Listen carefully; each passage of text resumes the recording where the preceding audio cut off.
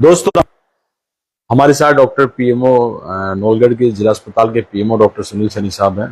नमस्कार sir.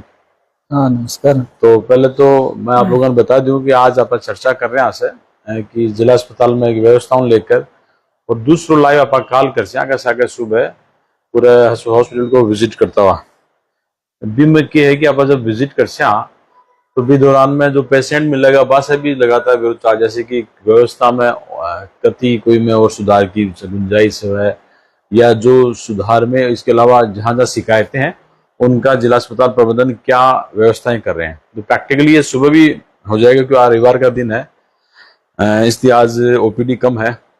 Sir, प्राय कितनी ओपीडी हो जाती है जिला अस्पताल की? ये नियरली 1800 से 2000 के बीच प्रतिदिन ओपीडी हो रही है। 2000 की ओपीडी? 2000। कई बार जैसे सीजन में तो अभी 10-15 दिन पहले तो 2600-2700 पर डे जी पेशेंट आ रहे थे। ओके। और अभी जैसे सीजन मींस मतलब कि जो क्लाइमेट चेंज होता है। हाँ, अभी से मतलब 15-20 दिन पहले तक आ रहे थे। डेंगू वगैरह के काफी सारे पेशेंट ट्रीट हुए हैं। किसी को कोई समस्या हॉस्पिटल के विषय में वो भी अंकित कर देना, हम वो सवाल भी साथ सर के साथ में ले लेंगे। तो सर, जैसे आप लोग क्या तैयारी करते हैं जब इस तरीके से आकस्मिक मौसमी बीमारियों का दौर प्रारंभ होता है या डेंगू का ये दौर प्रारंभ होता है, या फिर ऐसे जब ज्यादा आप इसको सीजन कहते हो और हम ये लोग कहेंगे उस समय ज्यादा बीमारियों का दौर प्रारंभ होता है, तो कई बार देखते हैं कि मरीज के लिए बेड की व्यवस्था नहीं थी क्योंकि बेड की भी संख्या सीमित है। प्रैक्टिकल बात करेंगे, जहां आप लोगों के सुधार की संभावना है वो सुधार भी होना चाहिए। अभी समस्या भी आ जाएंगी और हम लोग कल आपके साथ में पूरे इस जिला अस्पताल का निरीक्षण भी करेंगे। तो सर, इसमें मैं जानना चाहता हूँ कि क्या आप लोग तैयारी करते हैं जब इस तरीके से पीक टाइम आए, क्योंकि जैसे प्राय 2000 की ओपीडी है लेकिन अचानक 2500-3000 पहुंच जाए तो 1000 लोग ज्यादा बढ़ेंगे, बड़ी संख्या होती है। तो इससे क्या आप लोग प्रिकॉशन या तैयारियां बताइए सर। ये होता क्या, जैसे पर डे ओपीडी जैसे बढ़ने की संभावना रहती है, तो हमने जैसे मेरे आने के बाद मैंने नीचे ओपीडी काउंटर्स 3 थे तो हमने वहाँ ओपीडी काउंटर की संख्या बढ़ाई जी। तो वहाँ 3 की जगह हमने एक काउंटर और बढ़ाया, 4 कर दिए। और ऊपर वाली जो विंग है उसके अंदर हमने 2 नए ओपीडी काउंटर बना दिए ताकि ओपीडी काउंटर्स ऊपर वाले में ही रहेगा कि जो कुछ ओपीडी पे डॉक्टर्स ऊपर वाली फर्स्ट फ्लोर पे बैठते हैं, जैसे ईएनटी के हैं, ऑप्थेल्मो के हैं, डेंटल के हैं, ये डॉक्टर्स हैं, तो इनके ये स्किन वाले हैं तो इनकी ओपीडी 400 से 500 हो जाती है। तो इनके लिए ऊपर फर्स्ट फ्लोर में जैसे ओपीडी काउंटर 2 है तो पेशेंट वहीं पर्ची कटवाए, अपने डॉक्टर्स को दिखाए और इसी के साथ एक डीडीसी भी 4 नंबर है वो भी ऊपर ही है।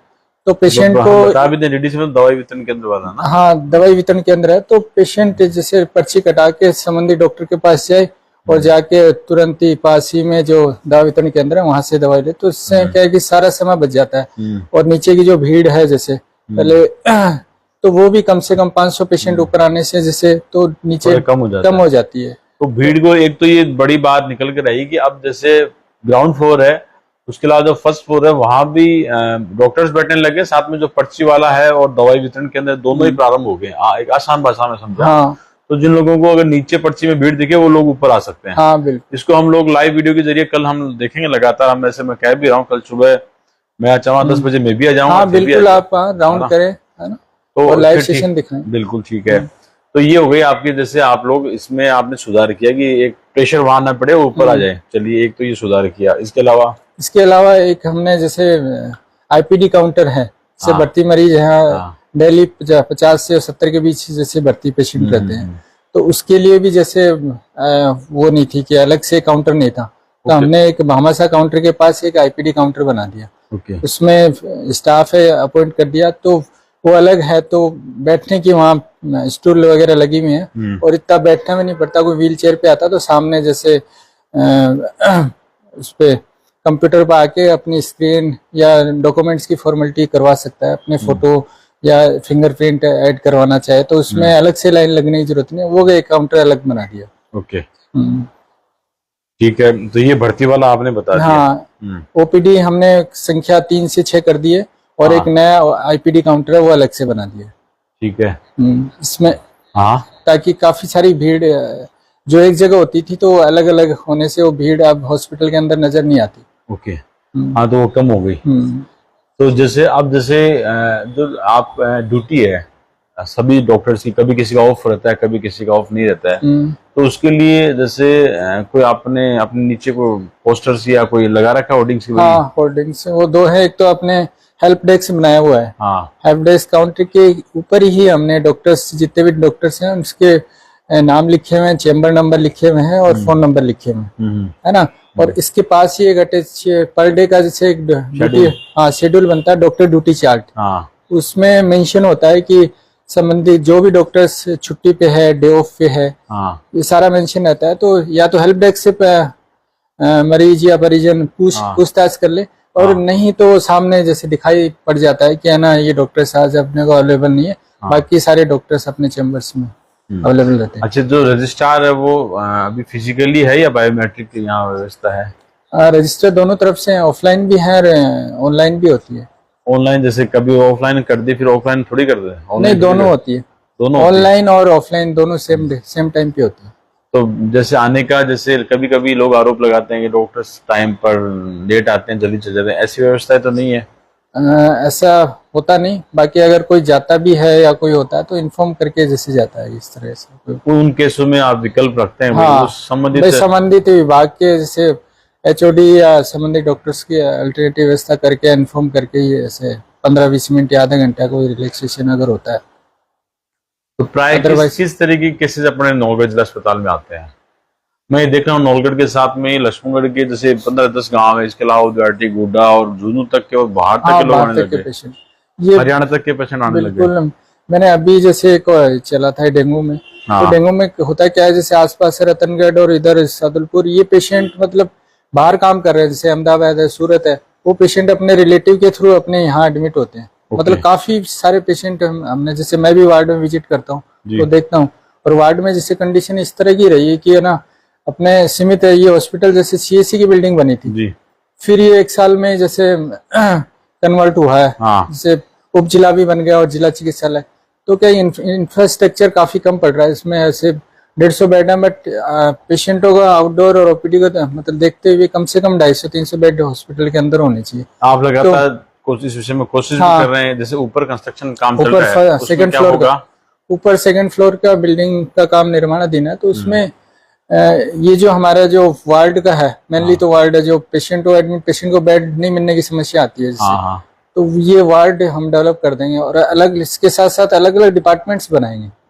जैसे अभी तो क्या है, कॉमन सा है, जैसे एक मेल वार्ड बना हुआ है, एक फीमेल वार्ड बना, उसमें ये नहीं पता चलता है डिपार्टमेंट वाइज पेशेंट नहीं है। जैसे औरतों को पेशेंट आपको अलग से हमने बेड ही अलॉट कर रखे हैं, पीडिया के हैं वो इस तरह के अलॉट, जनरल सर्जरी के हैं वो नहीं हो पाते, गायनी का तो चलो अलग से बना हुआ है ना। फिर भी गायनी पेशेंट इतने हैं कि हमें और जैसे वार्ड की जरूरत है। तो ऊपर जैसे आप फिर आर्थो का अलग होगा, गायनी का सब कुछ अलग, ये सारे वार्ड बन जाएंगे, यूनिट बन जाएंगे, तो इसमें अच्छा मतलब थोड़ा सा वो हो जाए, डिफाइन वर्क हो जाएगा। जैसे पहले बजट आया हुआ था वो 55 करोड़ का, तो जैसे अभी ऊपर कितना लग जाएगा और फिर कितना होगा? लैप्स होने वाली तो कोशिश आप कर रहे हो लैप्स होके नहीं? देखो, ये चीज पूर्ववर्ती सरकार में भी चीज रही थी, और जगह को लेके अभी भी समस्या बनी है, लेकिन कई कोशिश कर रहे हैं, आप मुझे पता कोशिश भी कर रहे हैं। हमने एमएलए साहब को भी कहा है, और एमएलए साहब काफी एक्टिव है इस चीज में, हम चर्चा करते हैं, वो भी कोशिश कर रहे हैं कि ये बजट लैप्स नहीं होए। बट ये जो इसमें से जो 51 करोड़ में से 13 करोड़ का तो हमें जैसे बनाने का प्रावधान है, बिल्डिंग में काम आ जाएगा, बट फिर भी जगह की कोशिश चल रही है। अगर पीछे अगर जगह मिल जाती है कोई तो कोशिश करें। हाँ, किसी भामाशाह जनप्रतिनिधि सबको, जैसे लोकल सभी लीडर से हम कॉन्टेक्ट में, अगर कोई ऐसा फिर भी कोई सामने आके अगर ऐसी अपनी भावना या कोई व्यक्त करना चाहे तो हम उसको स्वागत करते हैं। हाँ, अच्छी बात है। तो वो मतलब छोटा मोटा 35 करोड़ और बचेगा तो वो फिर वहां लग जाएगा। हाँ बिल्कुल। हाँ, तो भामाशाह को आगे आना चाहिए। अच्छी बात है। एक गायनी के विषय में भी जैसे सवाल होता है, जैसे मैं मानता हूँ कि कितनी अपने डिलीवरी हो जाती है प्राय? तो डिलीवरी दिन प्रतिदिन बढ़ती जा रही है, जैसे साल दर साल हमारे देखने में आ रहा है, 2-3 साल से मैं देख रहा हूँ, बट पिछली साल जैसे 100-125 के बीच रहती थी, अब वो आंकड़ा मतलब 160 से 200 तक टच कर रहा है। मतलब डेली 2 दिन की डिलीवरी हो रही है? नहीं, महीने की 160? हाँ, महीने की 160 है ना। तो ये महीने की 160 यानी कि डेली की आप ये मान सकते हैं कि 4, 5, 6, 5 से 7। हाँ, ये बहुत बड़ा आंकड़ा है, 5 से 7। तो अभी गायनिक कितने हैं आपके यहाँ? गायनिक थी 3 फीमेल हैं और 1 मेल। इस वजह से कैसे कोऑर्डिनेट कर, कई बार शिकायत आती है कि ऑन कॉल में नहीं पहुंच पाए, नुकसान हो जाता है, मिसकैरेज हो जाता है, या कभी भी 9 महीने माँ अपने पेट में गर्भ धारण करती है, कि पुनर्जन्म होता है माँ का, उसके बाद में जब बच्चा डेथ हो जाए, ऐसे केसेस में मतलब वो डॉक्टर नर्स पे आरोप लगते हैं कि भाई लापरवाही हो गई। नहीं, इसको मतलब ड्यूटी चार्ट बड़ा महत्वपूर्ण है। हाँ बिल्कुल। और एक बड़ी जिम्मेदारी ये भी है कॉम्पिटिटिव डॉक्टरों के बीच में कोऑर्डिनेशन का रखना, क्योंकि मैंने देखा है कि तमाम गायनिक के बीच में कोऑर्डिनेशन का भाव है। ये लगातार लोग कहते हैं आपस में प्रेम की कमी, आपस में सहयोग की भावना की कमी, कंपटीशन की भावना ज्यादा है।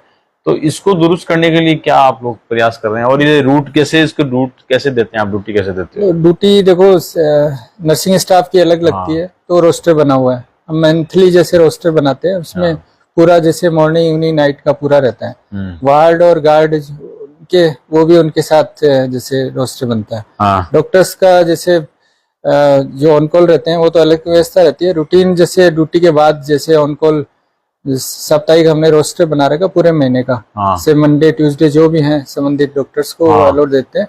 और जैसे ड्यूटी आवर्स पूरे होने के बाद अगर कोई स्टाफ को कोई ऐसी कोई दिक्कत लगती है किसी भी विषय में लेके, डिलीवरी को या पेशेंट को देखने से, ट्रीटमेंट इलाज से संबंधित, तो उनको कॉल कर दिया जाता है और वो तुरंत में जैसे लोकली रहते हैं तो 5-10 मिनट में वो आ जाते हैं। ऐसा है नहीं कि टाइम कोई डिले होए, और फिर भी अगर डिले जैसी कोई संभावना कुछ रहती तो इमरजेंसी में डॉक्टर 24 घंटे अवेलेबल रहता है, तो नर्सिंग स्टाफ संबंधित दिखा के संपर्क करवा सकते हैं पेशेंट का, और ये होता भी है। ऐसे मिसकैरेज और ऐसा बहुत रेयर ही ऐसा कुछ होता है। अगर कोई पेशेंट की कोई जैसे पहले से कोमॉर्बिड हो, कोई हाइपरटेंसिव, डायबिटिक या कोई तान या हार्ट की कोई बीमारी हो, और वो डायरेक्ट कोई रेफर होके आ जाए इंस्टीट्यूट में और उसकी जांचें नहीं हो, कई बार पता नहीं चलता कि पेशेंट इलाज कहाँ से ले रहा है, और सडनली आके जैसे 6 ग्राम हीमोग्लोबिन पे आ गया, जांचें उसकी है नहीं, तो हमें प्रायोरिटी रहता है कि वो डिलीवरी है तो वो तो करवाएं।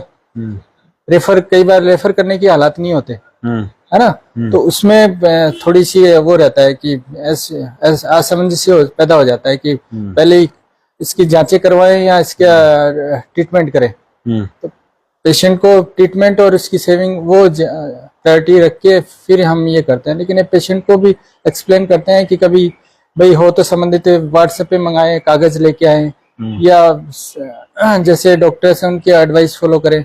ये सारे पेशेंट को अवेयर रहने की जरूरत है इसमें, और डॉक्टर्स कोशिश पूरी रहती है कि हमें किसी तरह की डॉक्टर्स कभी नहीं चाहता कि है ना किसी पेशेंट को नुकसान हो। ये तो हम लाइव में कह रहे हैं, मरीज के नुकसान हो या मरीज की तकलीफ हो, बढ़ने वाली बात तो बात की होती है, अपना एफर्ट लगाता है, लेकिन कहीं ना कहीं शिथिलता हो जाती है। ऐसे मौके पर जब फिर कोई शिकायत आती है, फिर आप लोग जांच करते हो, उसमें अभी ऐसा कोई एग्जांपल हुआ जिस जांच में उसको नोटिस जारी किया हो? हाँ बिल्कुल, ये हमने इस तरह की 1-2 वार्ड में हुआ था, इमरजेंसी वार्ड में भी ऐसी कोई कंप्लेन आई थी, तो उसकी इंक्वायरी करवाई है, वहाँ जो कमियां हैं उनको दुरुस्त कराई है। स्टाफ था जैसे तो उनको हटा के दूसरी जगह रिप्लेस किया है।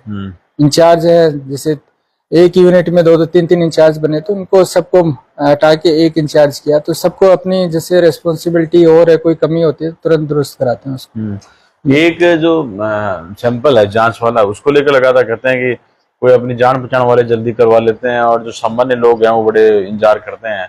प्राय जांच में 3 घंटे लगते हैं। कई जैसे मान लो कि 11-12 बजे आया, फिर वो 3 बजे 4 बजे जांच नहीं मिल पाई, सेकंड डे उसको वापस आना पड़ता है।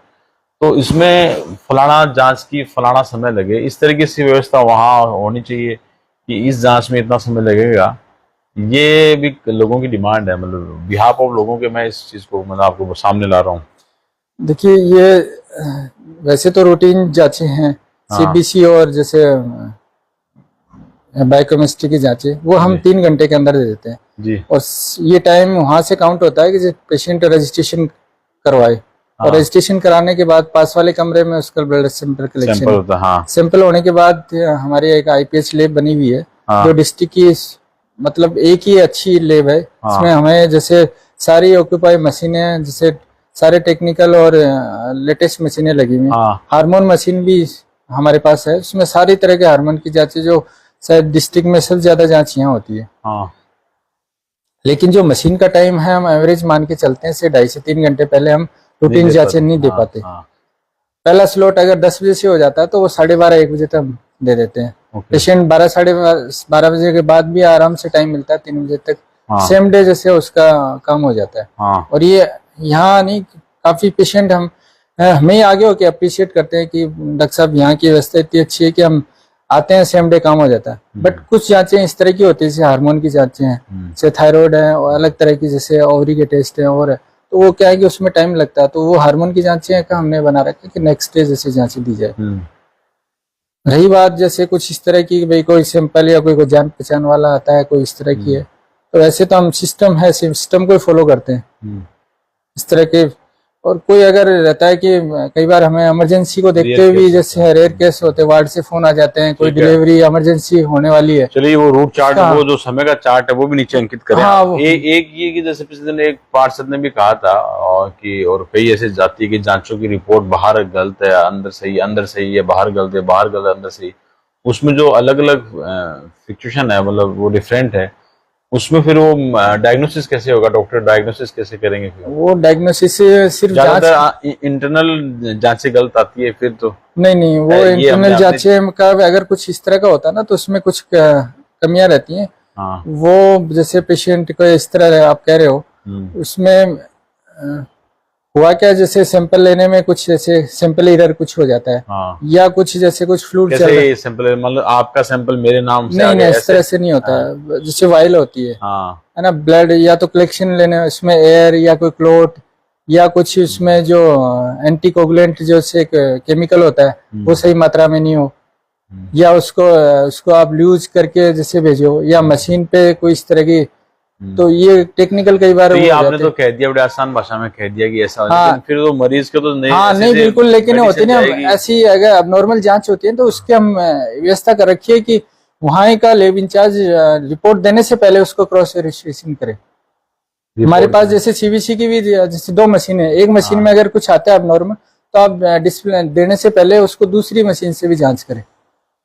ये कब से कर दिया आपने? ये अभी किया हमने 10-15 दिन। टाइम जैसे ज्यादा लगेगा? नहीं, ज्यादा नहीं लगेगा। ये अब नॉर्मल जांचें या कोई आती है ना, तो 100 में से कोई 2-5 जांचें आती है इस तरह की, तो तुरंत जैसे तो वो आपको कब लगता है? हम रोक लेते हैं। वैसे वो जो जांच के अंदर है अंदर इस लेबोरेटरी में, तो वो कैसे उसको डिफाइन करेंगे भाई ये जांच सस्पेक्ट है, इसको दोबारा चेक करना चाहिए? सबको तो करना नहीं, सबको तो मुझसे ये जैसे वहाँ जांच बनती है, रिपोर्ट बनती है, मशीन पे डिस्प्ले होती है, तो उस टाइम वहाँ का लैब टेक्नीशियन ही देख लेगा कि उसमें हीमोग्लोबिन 6 आ रहा है, नॉर्मल से कम आ रहा है, प्लेटलेट्स जैसे 1.5 लाख से कम आ रही है, या और कोई WBC कम आ रही है, तो तुरंत मेंशन वहाँ के इंचार्ज को बताया कि साहब ये 50 जांचें मैं निकाल रहा हूँ, उसमें से 4 जांचें या 3 जांचों में ये है ना, उसको नोटिफाई कराया। तो हाँ, उसको कहा कि ये दूसरी मशीन से आप क्रॉस वेरिफिकेशन करो। ये मैंने ये व्यवस्था अंदर ही हमारे पास है ना, एक 3 पार्ट मशीन है, एक 5 पार्ट मशीन है ना, तो वहाँ करवा लेते हैं। एक ही आरोप बहुत लगता है कि जैसे सजेस्ट कर देते हैं बाहर से तालमेल वाला, संपर्क वाला डॉक्टर कर देता है बाहर, और या इस तरह की दवाएं, जेनेरिक दवाएं वो बाहर वाला, ये आरोप मतलब एक रूटीन में लगने लगे आम, मतलब शायद ही कोई डॉक्टर जिस पे इस तरीके से बातें नहीं लगे। तो इसमें तो मतलब क्या होता है, डॉक्टर जो मरीज होता है वो भी चाहता है क्या भाई मेरे को सरकारी दवाएं पे विश्वास नहीं है, आप तो डॉक्टर से बाहर की लिख दो भाई? ये तो ऐसे आमतौर पे होता नहीं कि हम तो हॉस्पिटल में मोस्टली जितनी दवाइयाँ वो अवेलेबल हैं वही जैसे हम प्रोवाइड करवाते हैं, और नहीं आरोप लगा देते हैं। मैं जो कह रहा हूँ कि भाई डॉक्टर है, जो मैं मानता हूँ 50% ये होंगे बयान जो उपलब्ध है वो दवाएं, और क्योंकि मरीज होता है वो सारे कैपेबल तो होते नहीं है। अब जो हॉस्पिटल में आते हैं वो तो कई मरीज तो ऐसे होते हैं जो जिनके पास 0 पैसा होता है, पर्ची भाई सब सरकार की सारा कुछ स्कीम है उसके अंतर्गत मिल जाता है, लेकिन कई ऐसा है कि जो कैपेबल होते हैं वो सोचते हैं बाहर की हो, तो फिर वो प्राथमिकता बाहर की दे देते हैं। इसमें तो एक रूटीन सा व्यवहार होगा, मतलब और तो क्या होगा? नहीं, ऐसा लिखते थे ना RGHS में तो जरूर है, अगर पेशेंट अगर वो तो लेना चाहिए, स्कीम में लेना चाहे तो वो ले सकता है। बाकी इस तरह के और जांचों को लेकर और मैं ये ऐसे आंकड़े आए कि बहुत जांचें नौगढ़ जिला अस्पताल में प्रत्येक मरीज की जांचें, पहले जैसे जांचे वाला सिस्टम नहीं था, नब्ज नाड़ी वाला था, उसके बाद में आप लोग अपना ये थर्मामीटर ये लगा कर लेते हैं, या मान लीजिए कि 10-20% 30% ऐसे केस हैं जिनको आप प्राथमिक तौर पर देखकर भी आप उनका इलाज कर देते हैं। लेकिन अब तो ये कर दिया कि सबकी डायग्नोसिस कराने लगे। ये जांचें कैसे इस दौर में बढ़ गई, यहाँ सुविधाएं ज्यादा हो गई तब बढ़ गई, या मरीज का लोगों का देखने का तरीका बदल गया? ये दोनों सी बातें हैं। पेशेंट भी कई बार से ऐसा होता है कि आसपास के पीएचसी सीएचसी या कहीं दिखा के आता है डॉक्टर्स को, तो वो सोचता है कि बड़े हॉस्पिटल में जा रहा हूँ तो पहले मैं जांच करवाऊँ। तो ये प्रायोरिटी ये रहती है, पेशेंट की प्रायोरिटी रहती है, फिर डॉक्टर्स को भी लगता है कि जिस हॉस्पिटल में आए और अपने पास फैसिलिटी है, तो मिलाकर मतलब 2000 मरीज आ रहे हैं, उसमें 1000-1500 तो जांच 300 पेशेंटों की जांचें होती है 2000 और कम से कम 5000 से ज्यादा जांचें पर डे होती है। बाहर 5000 वो अलग मतलब हाँ अलग अलग टोटल टेस्ट 5000 से ऊपर। हाँ। और आपने यहाँ नया क्या किया, आप पीएमओ बने उसके बाद में नया क्या किया? एक ये आ रहा है, एक सवाल आया कई अलग अलग, खुद का फोन डॉक्टर बंद कर देते हैं और फिर स्टाफ होता है वो उनको डॉक्टर को घर भेजने के लिए रेफर करते हैं। ये इसमें गायनिक वाले मामले में ये आरोप लग रहा है। ये अभी आप बता रहे हो, ऐसे पहले मेरे सामने तो आया नहीं। अगर कोई ऐसा कोई आता है, कोई लिखित शिकायत आती है तो बिल्कुल इस पे कार्रवाई करें। ये लिखित शिकायतों में जैसे ये एक मरीज होता है उसका 3 डॉक्टर 4 डॉक्टर इलाज करता है गायनिक वाला, तो उस विषय में मतलब ये लोग कैसे फिर इसको कवर करेंगे? इसमें ये है कि सवाल ये है कि मान लीजिए कि डिलीवरी केस है, वो पहले आपको दिखाए, फिर मेरे को दिखाए, फिर तीसरे को दिखाए, तो सही तरीके से जो गायनिक तो एक ही डॉक्टर देखें, इस तरह की व्यवस्था कैसे हो सकती है? रूटीन आवर्स में तो जिस डॉक्टर को दिखा के जिसके अंदर भर्ती होना चाहिए वो भर्ती हो सकता है। 4 डॉक्टर है किसी के भी है। फिर जैसे 3 बजे बाद और नेक्स्ट डे मॉर्निंग 8 बजे तक ऑन कॉल डॉक्टर रहता है गायनिकोलॉजिस्ट, उसके अंदर भर्ती होगा तो वही पूरा इसका इलाज करता है, उसकी जिम्मेदारी होती है पूरी। उसका चाहे नॉर्मल डिलीवरी में तो सारे रहेंगे, मोटी बात इसको स्पष्ट भाषा में है कि वो हॉस्पिटल सरकारी है, जो उपलब्ध रहेगा वही उपलब्ध रहेगा उसी के अंदर। बाकी वो सारे जांच दे कर देते हैं, अच्छा ही करते हैं, बिल्कुल अच्छे से अच्छा ही करते हैं। और क्या क्या आपके नेतृत्व में यहाँ हुआ है भाई? अभी आने के बाद जैसे ये ओपीडी के अलावा जैसे व्यवस्थाएं दुरुस्त करी है, फिर अपने मेडिसिन का जैसे काउंटर्स थे उसमें एक हमने माननीय एमएलए साहब के सहयोग से काफी अच्छा एक काम हुआ है। जन औषधि भी हमने खुलवाई है प्रधानमंत्री जन औषधि के अंदर। उसमें ये है कि एक तो पेशेंटों की जो भीड़ है वो थोड़ी सी डाइवर्ट हो गई, और जो बाजार रेट से भी कम मूल्य पे जो बाकी एथिकल दवाइयां हैं वो अवेलेबल होने लगी। जैसे कोई भी जैसे कोई स्ट्रिप कोई 50 रुपए की आ रही तो वहाँ 10 से 15 रुपए में मिल रही है। कई बार कैल्शियम की शॉर्टेज हो जाती है जैसे गायनी वाले पेशेंट को, तो बाहर जैसे 70 रुपए मिले तो अंदर वो 15 रुपए में ही मिल रही है ये चीजें। ठीक है। तो और भी सारी जैसे पार्किंग वाली पार्किंग की चोरियां बिल्कुल कम हो गई। पार्किंग आपने चोरों को कहाँ भेज दिया? चोरों को पकड़ के एक दो बार पकड़ लिया ना? हाँ, 1-2 बार पकड़ा और उसको पुलिस को इन्फॉर्म किया। पुलिस का भी काफी सहयोग। लोकल चोर थे क्या? वो लक्ष्मणगढ़ और सीकर से आए थे और ये रूटीन ही लग रहे थे। मेरे को भी आने के बाद 1-2 महीने काफी परेशान किया। डॉक्टर्स आपस में सहयोग की, आपको सहयोग पूरा बीच में 1-2 बार विधायक जी ने कहा सहयोग नहीं करते, इस तरह नहीं वो सुधर जाओ, इस तरह आप तो सुधर गए क्या? ये सब सहयोग की भावना मिलने लगी आपको? नहीं, समझौता एक्सप्रेस ट्रेनें चलने लगेगी अब तो? हाँ, चल रही है सब अपने अपने को। मैंने तो ये कहा कि सब अपनी जिम्मेदारी से काम करे और पब्लिक को कोई शिकायत नहीं मिले, और भाई आगे तक कोई शिकायत नहीं जाए। अपने लिए कुछ कहें तो अच्छा नहीं लगता, प्रोफेशन बदनाम। आप अपने काम को 10 में से कितना नंबर दोगे? ये तो मैं तो नहीं दे सकता, आप ही दो, आप या पब्लिक देगी। पब्लिक देगी। और क्या? और कोई शिकायत तो आप लोग बताइएगा, कल हम फिर से इनके साथ में सर के साथ विजिट करते हुए और पूरा देखेंगे तो वहां चीजें निकल कर आएगी कि आज तो रविवार है और रविवार को तो पेशेंट यहाँ पर कम है। बाकी की जिस शिकायत पर आए वो शिकायत को लेकर उन परिजनों ने भी ये कहा कि हमारी बातचीत होगी। उम्मीद है कि और बेहतर व्यवस्थाएं करेंगे डॉक्टर साहब। तमाम विषयों को लेकर ही हमारे इनसे साहब वार्तालाप थी, अच्छी तरीके से बातें की है।